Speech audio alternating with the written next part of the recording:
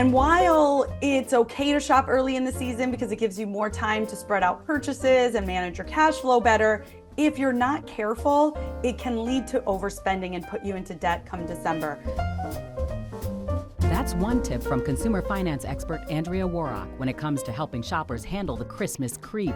The next is don't feel pressured to buy all of your gifts early.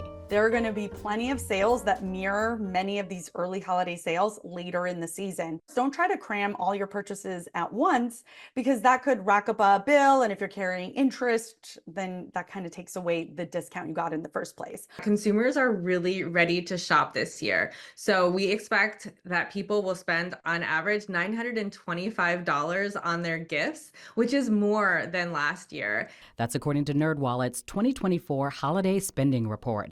It was a bit of a surprise given the pressure inflation is putting on people's budgets. Every year that we've done this study, we've found that people are so intent on celebrating the season that whatever factors are working against them, whether it's inflation, supply chain issues, they find a way to overcome those and still spend and celebrate because people are just really committed to making sure they have a celebratory holiday season.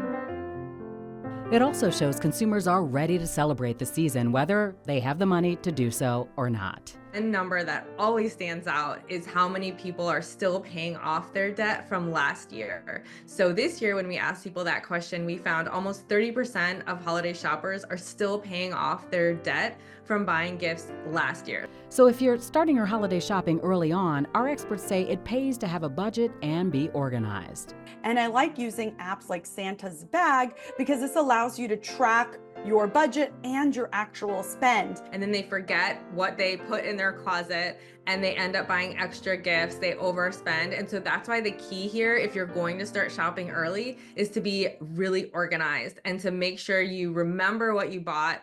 If you're not sure what to buy now, the early holiday sales offer some of the best deals on personal gadgets. So think wireless headphones, tablets, e-readers, as well as small kitchen gadgets. If I'm getting an item on my list for around 30% off, that's a really good sale. We're not seeing many deals that are going to be much bigger than that. Warrock also recommends waiting for Black Friday to buy televisions and laptops and to wait for Cyber Monday to buy clothing and beauty items.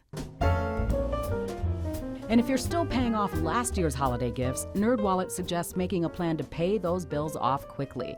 The company says you can start by talking with your family and friends about not spending as much on this year's gifts.